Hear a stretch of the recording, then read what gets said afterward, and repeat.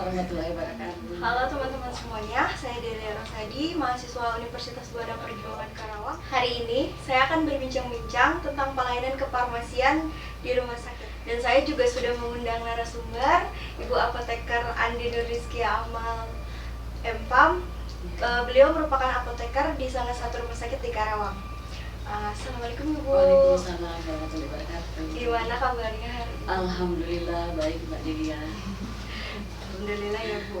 Mungkin Ibu mungkin masih banyak nih yang belum kenal sama Ibu. Boleh Ibu untuk memperkenalkan dulu. Ya, saya akan perkenalkan diri terlebih dahulu. Nama saya Apoteker Andi Nurrizkia Amal MPAM. Saya lahir di Makassar 9 April 1977. Saya lulus apoteker tahun 2001 di Universitas Gadjah Mada Yogyakarta. Kemudian tahun 2016-2017 saya lulus Magister Farmasi Rumah Sakit Universitas Padjadjaran.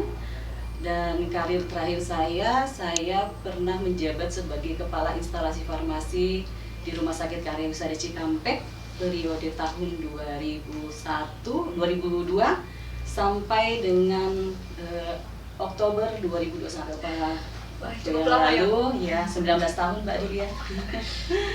Ya, itu mungkin perkenalan dari saya. Ya.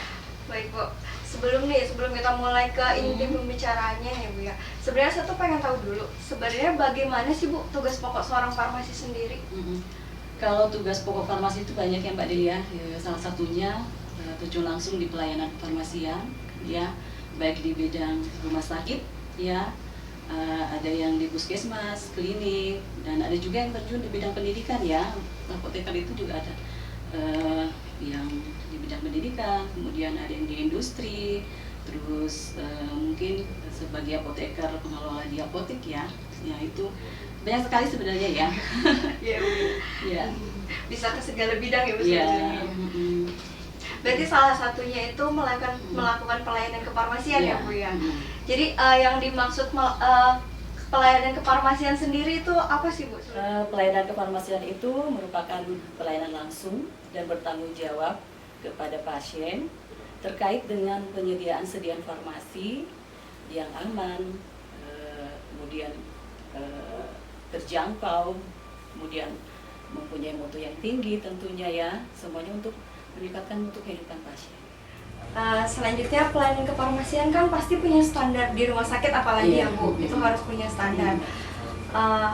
Lalu meliputi apa saja sih Bu standar kefarmasian di rumah sakit itu? Sebelumnya kita jelaskan dulu ya standar kefarmasian itu apa. Standar kefarmasian itu merupakan tolak ukur bagi seorang tenaga kefarmasian, terutama apoteker, dalam menjalankan praktek kefarmasian Mbak Delia. Jadi seorang apoteker dalam menjalankan praktek kefarmasian, terutama di rumah sakit, itu harus mengacu ke standar pelayanan kefarmasian tersebut. Nah, di sini standar pelayanan kefarmasian untuk di rumah sakit sendiri itu diatur oleh Permenkes nomor 72 tahun 2016. Ya, kemudian tadi mencakup beberapa kegiatan, 2 kegiatan ya Mbak Delia ya.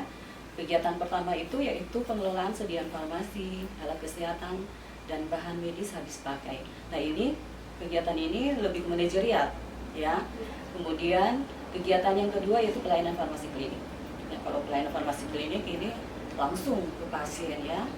Nah, semua ujung-ujungnya untuk meningkatkan kualitas hidup dari pasien. Jadi tujuan dari standar pelayanan kefarmasian sendiri itu apa ya?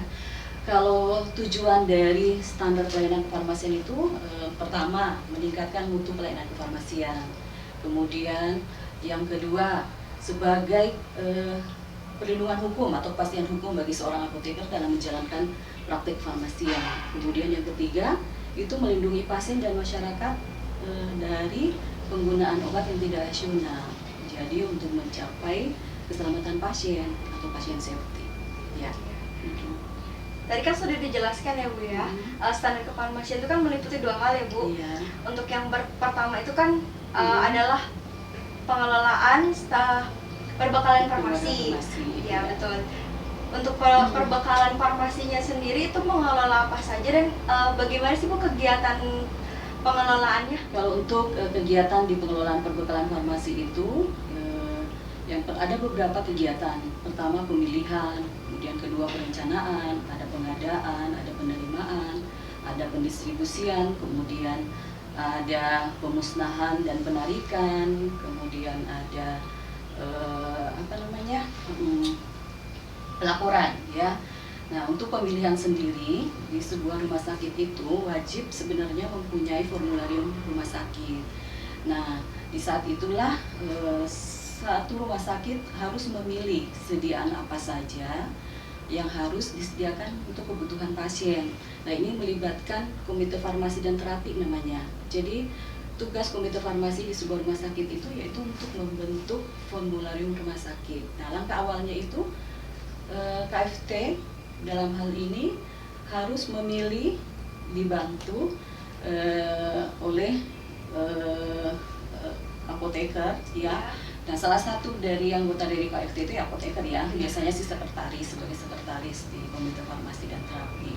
Nah, mereka itu bertugas untuk memilih sediaan apa saja yang aman, kemudian sediaannya tentunya dipilih yang berkualitas, kemudian harga terjangkau, kemudian juga melibatkan staf medis ya. Staf medis ini dalam arti dokter ya di rumah sakit. Jadi dilibatkan, dokter-dokter dilibatkan untuk memilih sediaan apa saja sih akan digunakan untuk mengobati pasien yang ada di rumah sakit tersebut. Nah, dari hasil pemilihan tersebut dibentuklah satu formularium untuk dipergunakan di rumah sakit tersebut. Gitu. Kemudian yang kedua mengenai perencanaan. Perencanaan ini merupakan kegiatan untuk menentukan berapa sih yang akan kita pesan, berapa sih sediaan farmasi atau alat kesehatan atau bahan medis pakai yang harus kita sediakan dalam waktu tertentu. Misalkan kita sediakan untuk per minggu, per 2 minggu, atau per bulan. Nah, ini kegiatan perencanaan ya.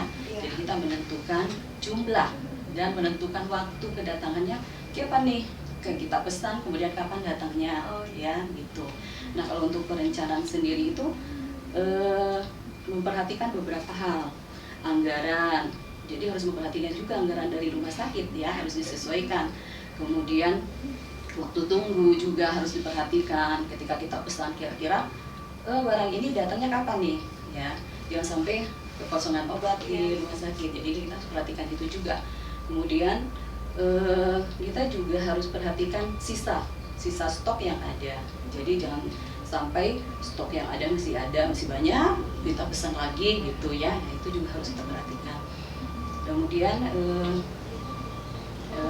itu yang harus kita perhatikan, anggaran, kemudian waktu tunggu, kemudian sisa stok yang ada ya, itu yang harus kita perhatikan. Kemudian lanjut ke pengadaan. Nah, pengadaan ini merupakan kegiatan dari merealisasikan perencanaan yang tadi. Nah, kita sudah membuat perencanaan, kemudian kita realisasikan melalui pengadaan. Pengadaan di sini ada 2 ya, bisa melalui tender. Biasanya kalau tender itu untuk pengadaan yang jumlahnya banyak, besar, dalam jumlah besar ya. Kemudian ada pengadaan secara langsung. Kalau pengadaan secara langsung itu dalam jumlah sedikit, misalkan 50 juta atau 100 juta, itu besar. Jadi ada 2 ya, tender dan pengadaan langsung. Nah, ini pengadaan kita kerjasama dengan pemasok barang tentunya ya, distributor ya. Nah, pengadaan ini perencanaan yang tadi kita sampaikan ke pengadaan untuk direalisasikan. Nah, kemudian selanjutnya ada penerimaan barang. Nah, setelah pengadaan kita ada proses penerimaan barang. Jadi setelah pemesanan kita sampai ke distributor, kemudian diproses oleh distributor, kemudian distributor mengirim barang ke rumah sakit. Nah, di rumah sakit ada proses penerimaan. Ada beberapa hal yang harus kita perhatikan dalam proses penerimaan barang ya. Yang pertama, sesuai enggak dengan apa yang kita pesan, apa itu sejenisnya, kemudian jumlahnya, spesifikasinya. Nah, harus kita perhatikan, dan kita juga harus perhatikan mengenai expired date-nya ya. Jangan sampai expired date-nya terlalu dekat.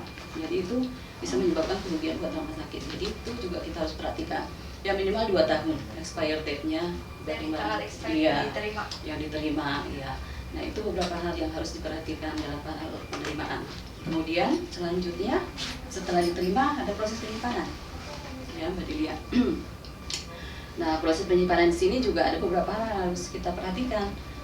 Gudang penyimpanannya itu harus sanitasinya harus bagus, ventilasinya harus bagus, pencahayaannya harus bagus, juga kelembaban harus kita perhatikan.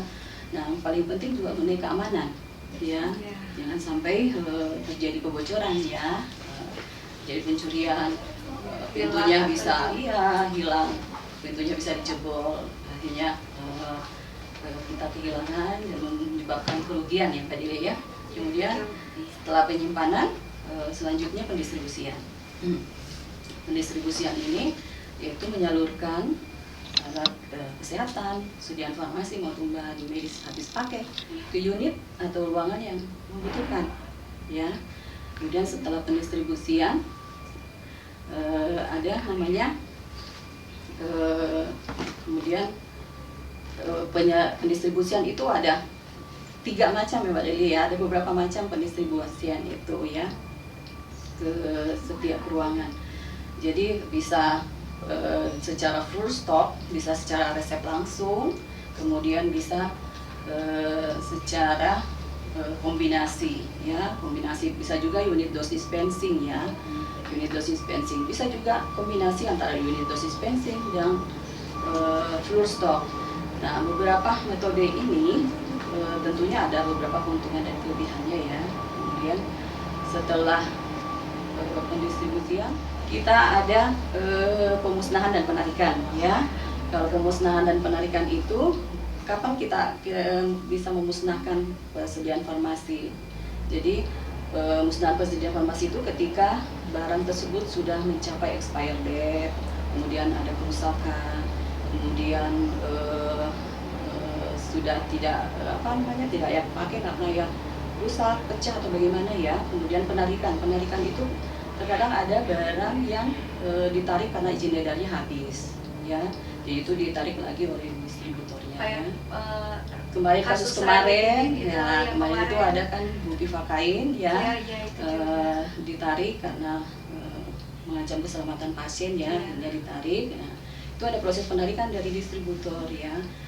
Kemudian setelah ini kemudian ada pengendalian. Nah, semua tahap dari pemilihan, perencanaan, pengadaan, penyimpanan dan pendistribusian itu harus kita proses pengendalian, harus ada proses pengendalian.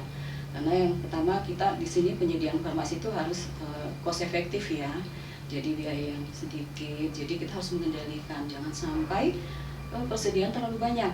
Jadi menyebabkan kerugian buat rumah sakit. Kemudian yang terakhir mengenai pelaporan. Jadi setiap step pengelolaan perbekalan farmasi tadi juga itu harus dibuat pelaporan yang jelas ya, kemudian pengarsipan ya, termasuk faktur-faktur yang ada untuk sebagai bukti penerimaan barang harus kita laporkan dan arsipkan seperti itu Mbak Dina. Itu mungkin ya step dari pengelolaan perbekalan farmasi ya. Nah, yang kedua kan Ibu tadi kan ada pelayanan farmasi klinik. Nah, kalau pelayanan farmasi klinik sendiri itu kegiatannya gimana? Kalau pelayanan farmasi klinik itu juga lumayan banyak ya ya. Yang pertama itu pengkajian dan pelayanan resep ya, kemudian ada penelusuran riwayat obat, kemudian ada rekonsiliasi, ada PIO, pemberian informasi obat, ada konseling, ada visit, ada pemantauan terapi obat atau PTO, ada evaluasi penggunaan obat, kemudian ada pengukuran kadar obat dalam darah, kemudian ada dispensing sediaan cair ya. Yaitu semua adalah step dari pelayanan farmasi klinik. Nah, kalau ini apoteker harus langsung ke pasien ya. Misalkan dalam pengkajian pelayanan resep, apoteker itu ketika menerima resep pasien harus mengkaji atau memverifikasi benar nggak sih obat yang diberikan pasien ini aman, kemudian tidak ada efek samping atau bagaimana ya kita dan yang harus kita kaji ada 3 step ya.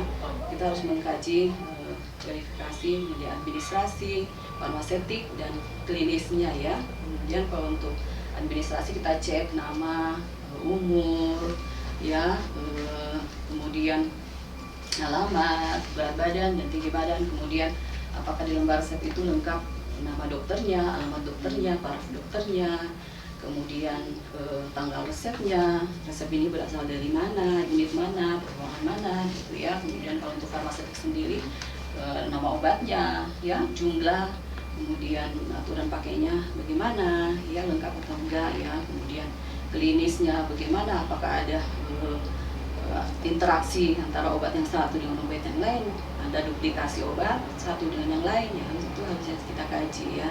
Kemudian kalau untuk mengenai penelusuran riwayat obat pasien itu, ya, kita harus melakukan wawancara langsung dengan pasien atau keluarganya, atau kita bisa lihat dari data rekam medis, ya, untuk mengetahui obat-obat apa saja sih selama ini yang dikonsumsi oleh pasien tersebut. Jadi itu. Kemudian untuk rekonsiliasi obat, kalau untuk rekonsiliasi obat itu kita membandingkan antara obat yang diberikan oleh dokter pada saat itu dengan obat yang pasien bawa dari rumah, menggali pemahaman pasien mengenai obat yang dia dapat dari dokter, gitu ya. Kemudian ada visit itu bisa dilakukan mandiri atau bersama-sama dengan tenaga kesehatan lain. Jadi sekarang apoteker juga harusnya memang visit ya, bukan ya, dokter? Betul. Tapi ya itulah yang kalau sesuai dengan standar pelayanan kefarmasian itu harus, ya, harus. Dan sekarang juga karena sesuai standar akreditasi juga itu diharuskan, Mbak Delia. Ya, sudah mulai diterapkan. Iya, dari beberapa rumah sakit sudah mulai karena dituntut apoteker itu harus visit, ya, baik itu secara mandiri ataupun dengan dokter atau tenaga kesehatan lain, ya. Kemudian yang lainnya itu harus itu ya. Ini Bu, kadang kan dalam dunia kerja tuh kan ada kendala ya Bu, pasti. Ya. Jadi selama pelayanan kefarmasian itu di rumah sakit itu kendalanya apa aja sih? Kalau kendala sebenarnya banyak ya Mbak Delia, ya. Yang pertama itu tenaga kefarmasian yang kurang. Jadi di dalam standar itu misalkan rumah sakit tipe C itu dibutuhkan minimal 8 apoteker. Sedangkan kenyataan di lapangan selama ini kurang dari itu, ya. Jadi pekerjaan timpang tindih, ya, karena kurangnya jumlah tenaga kefarmasian. Asisten apoteker juga sama, ya. Jadi pelayanan berimbas ke pelayanan terlalu lama. Kemudian ya banyak hal yang tidak bisa dikerjakan karena kurangnya tenaga kefarmasian. Kemudian yang kedua, jumlah obat yang tidak memadai. Seperti kemarin ya Mbak Delia, pada saat pandemi COVID, banyak obat-obat yang hilang dari peredaran. Vitamin kosong, penurun panas paracetamol pada tidak ada, termasuk cairan infus sempat menghilang, ya. Nah, kemudian yang ketiga, komunikasi antar profesi, misal apoteker dengan dokter itu kurang, ya, karena apotekernya kurang pede berkomunikasi dengan dokter atau tenaga kesehatan lainnya, atau misalkan dokternya tidak ada waktu, ya, untuk melayani komunikasi dengan apoteker. Seperti itulah kendala-kendala, termasuk juga sarana dan prasarana Mbak Didia, ya, karena untuk menjalankan standar pelayanan farmasi itu juga dibutuhkan sarana dan prasarana yang memadai. Sangat menunjangkan ini. Terus gimana sih Bu sama aturan yang berlaku di Permenkes nomor 72 sama tahun 2016 itu sama yang di lapangan itu, apakah jauh banget perbedaannya atau mungkin ada sedikit perbedaan? Sebenarnya rumah sakit harus menjalankan itu, dan seorang apoteker juga harus mengacu ke standar pelayanan kefarmasian itu. Cuman kendalanya tadi itu, ya, sarana prasarananya kurang mendukung. Akhirnya misalkan dispensing sedia sterilnya tidak bisa dilaksanakan karena ruangannya tidak ada, misalkan seperti itu. Kemudian visit tidak dilakukan karena jumlah apotekernya kurang. Semestinya sih orang apoteker itu harus mengacu ke standar pelayanan kefarmasian tersebut, harus menjalankan semua yang tertuang dalam standar pelayanan kefarmasian. Cuman itu tadi kendala-kendala yang saya sebutkan tadi itu. Ya. Yang terakhir nih Bu, ini kan kita lagi ramai banget nih Bu tentang RUU kefarmasian, lagi hangat banget nih Bu diperbincangkan. Pendapat pribadi Ibu gimana sih Bu? Ya, mengenai rancangan undang-undang kefarmasian yang Mbak Didia memang akhir-akhir ini banyak diperbincangkan, ya. di mana rancangan undang-undang kefarmasian itu sebenarnya disusun oleh atas kontribusi para pakar, kemudian praktisi apoteker di segala bidang farmasi, praktisi apoteker di sekolah tinggi farmasi, dan organisasi masyarakat. Rancangan undang-undang kefarmasian itu sendiri sebenarnya sangat penting ya Mbak Delia ya, dalam menjamin kepastian hukum dan perlindungan hukum bagi profesi apoteker dalam menjalankan pekerjaan kefarmasian ya, karena selama ini pengaturan tersebut masih tersebar di beberapa pengaturan undang-undang ya, jadi belum memadai untuk melindungi profesi apoteker dalam menjalankan kefarmasian. Akibatnya banyak pelayanan yang dilakukan di luar pekerjaan di luar kefarmasian ya, ya ini tentu ilegal ya, dan ini sangat mengancam masyarakat, keselamatan masyarakat. Jadi kalau menurut pribadi saya ya, saya sangat mendukung dengan adanya rancangan. Dokter udah punya undang-undang ya, keperawatan juga sudah punya. Nah, apoteker nih yang belum punya.